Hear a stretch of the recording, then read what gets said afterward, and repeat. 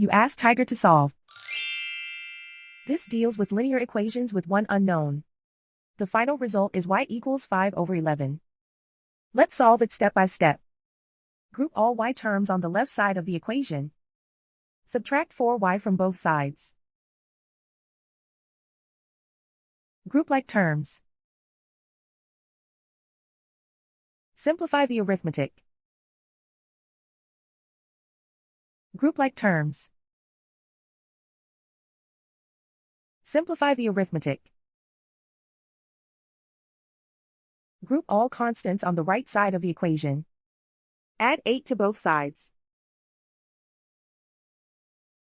Simplify the arithmetic.